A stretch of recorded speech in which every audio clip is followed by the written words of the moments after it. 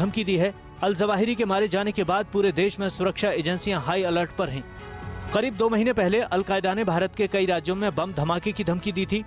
आतंकी संगठन अल कायदा का सरगना अल जवाहिरी ही था जिसने भारत को दहलाने की पूरी साजिश कर रखी थी। और आज एक बहुत बड़ी डेवलपमेंट हुई जब अमेरिकन प्रेसिडेंट ने ये कहा कि उन्होंने अल कायदा के लीडर एमन अल जवाहिरी को एक प्रिसीजन ड्रोन स्ट्राइक में सेंटर ऑफ द काबुल जो है, जिनके ऊपर $25 मिलियन की बाउंड्री। आखिर ये ड्रोन आया कहाँ से जो उसके खोपड़ी के ऊपर इन्होंने गिरा दिया, लेकिन बता तो चले कि आखिर किस कंट्री से गया। मुझे लगता है इंडिया से गया होगा। हाँ, क्योंकि आजकल मोदी जी की ना बड़ी दोस्ती हुई हुई है अमेरिका से।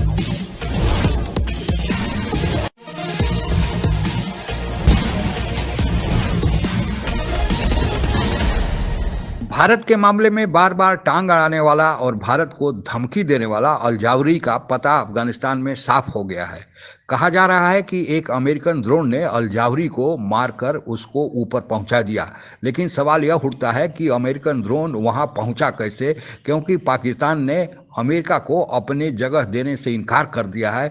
तब सबकी निगाहें भारत की ओर आ रही हैं। हालांकि भारत सरकार ने इस पर अभी तक चुप्पी साधे हुए है, लेकिन जो भी हुआ यह भारत के लिए बड़ा अच्छा हुआ। आगे की चर्चा सुनते हैं। धमकी दी है। अल जवाहिरी के मारे जाने के बाद पूरे देश में सुरक्षा एजेंसियां हाई अलर्ट पर हैं। करीब 2 महीने पहले अल कायदा ने भारत के कई राज्यों में बम धमाके की धमकी दी थी। आतंकी संगठन अल कायदा का सरगना अल जवाहिरी ही था जिसने भारत को दहलाने की पूरी साजिश कर रखी थी। खुलेआम इसका ऐलान भी किया था। अल कायदा सरगना ने दिल्ली, मुंबई, यूपी और गुजरात जैसे राज्यों में हमले की धमकियां दी थी।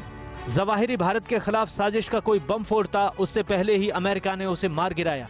लेकिन जवाहिरी के खात्मे के बाद खुफिया एजेंसियों ने अलर्ट जारी किया है कि भारत में अल कायदा कुछ जगहों पर आत्मघाती हमले कर सकता है।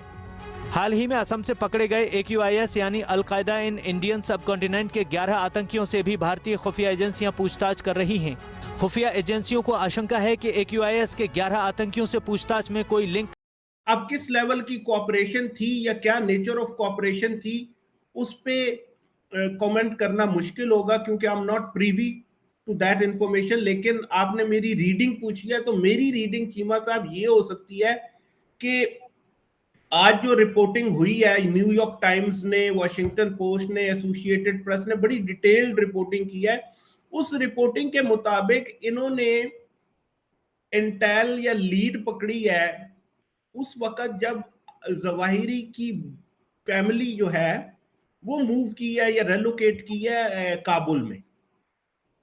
ठीक है, अब वो जो उनकी बीवी और बच्चे थे वो थे 2019 में तकरीबन पाकिस्तान की कस्टडी में, वो वजीरिस्तान ऑपरेशन में पकड़े गए थे।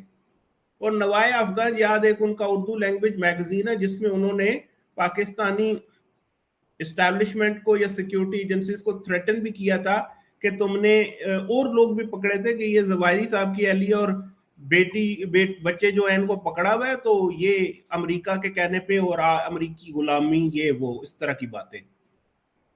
तो वो उधर कस्टडी में थे। अब वो पहुंचते हैं काबुल और फिर जवाहिरी साहब काबुल पहुंचते हैं हक्कानियों के सेफ हाउस में, और फिर अमेरिकी ड्रोन पहुंचता है। तो कब पाकिस्तानी एजेंसीज ने इनको छोड़ा नहीं पता, कैसे कब वो अफगानिस्तान मूव हुए, अफगानिस्तान से काबुल मूव हुए, फिर जवाहिरी को मूव कराया गया और फिर वो ड्रोन पहुंच गया। तो इस सारे के अंदर ये जो, और फिर वो कॉल्स जो हैं जो आपने मेरे से पूछा, इस सब के अंदर अब ये कहना हो फिर हक्कानियों का एक ताल्लुक एस्टैब्लिशमेंट से है, वो तो बड़ी ओपन बात है। ठीक है, वो टीटीपी से टॉक्स भी करवा ना करें, लेकिन they are living in the heart of the Kabul. तो इसमें ये जो एक और किस्म का जो डायलॉग हो रहा था, उसका क्या मुस्तकबिल है, आप क्या समझते हैं? अर्ली होगा कुछ कहना। डेफिनेटली जो स्टेट डिपार्टमेंट ने अपनी एक प्रेस रिलीज निकाली है, वो इसको जो दोहा एग्रीमेंट की वायलेशन बताते हैं। जो तालिबान का रिस्पांस है कि हमने ये कहा था कि हम सॉइल अफगानिस्तान की यूज नहीं होने देंगे बाय एनी ग्रुप, उसमें ये कहीं नहीं था कि हम अलकायदा से अपनी टाइज को कट करें या उनको शेल्टर ना करें। तो उनकी अपनी इंटरप्रिटेशन है, अमेरिका की अपनी। मेरी इस पे टेक ये है कि ये तालिबान वायलेट कर रहे थे, दोहा एग्रीमेंट को वायलेट कर रहे थे। जवाहिरी को इन दी हार्ट ऑफ काबुल बिठाना presidential palace say about 1.5 kilometres, it doesn't get any more embarrassing for the Taliban regime. तो वो 3.5 बिलियन डॉलर की को बात हो रही थी, लेकिन अब मेरा ख्याल है फिलहाल वो चीज खटाई में पड़ जाएगी। तालिबान को इतनी जल्दी वो पैसे मिलने वाले नहीं है। अलकायदा के चीफ जो है अयमन जवारी, उसको लेकर ये कि जी ड्रोन अटैक के जरिए उसको हलाक कर दिया गया है, उसको मार दिया गया है। और लेकिन ऐसा कैसे हुआ? मतलब ठीक है, बहुत अच्छा किया, वेरी गुड वेरी गुड, लेकिन मुझे ये बताए कोई कि आखिर ये ड्रोन कहाँ से गया, कौन से कंट्री से उड़ा? अमेरिका से तो आ नहीं सकता कि वहां से अमेरिकन रिपोर्ट्स हैं कि जी उन्होंने जो है अलकायदा के चीफ को ड्रोन अटैक्स के जरिए मार दिया है। तो मुझे कोई ये बताए कि ये ड्रोन आया कहाँ से, कौन सी कंट्री से गया? चाइना से गया, इंडिया से गया, या अफगानिस्तान से गया? क्योंकि हमारे यहाँ से तो नहीं गया जी, हमने तो नहीं देना था, हमने तो पहले ही बोल दिया था एब्सोल्युटली नॉट, ठीक है ना। लेकिन फिर ये ड्रोन आया कहाँ से जो उसके खोपड़ी के ऊपर इन्होंने गिरा दिया? लेकिन बता तो चले कि आखिर किस कंट्री से गया? मुझे लगता है इंडिया से गया होगा, हाँ, क्योंकि आजकल मोदी जी की ना बड़ी दोस्ती हुई हुई है अमेरिका से, तो वो अमेरिका के साथ बैठ बैठ के ना हाथ मिला रहे होते हैं, गप्पे मार रहे होते हैं, झप्पियां डाल रहे होते हैं।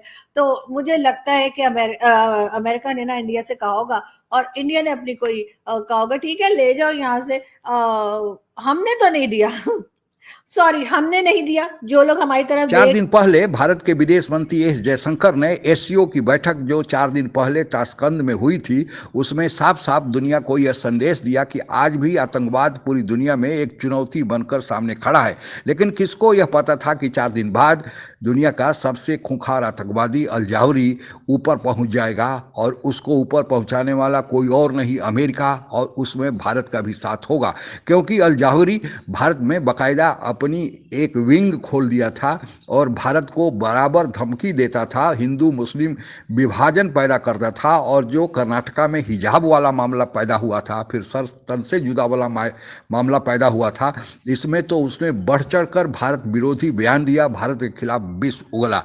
लेकिन आज वह अल जावरी इतिहास का एक हिस्सा बन गया है। उस पर करोड़ों डॉलर का इनाम था जो अमेरिका पहले से ही घोषित कर चुका था। सबसे जब भी कभी आतंकवाद की बात होती है, पाकिस्तान को सबसे ज़्यादा मिर्ची लगती है, क्योंकि पाकिस्तान को लगता है कि भारत उसको ही इशारा करके कह रहा है।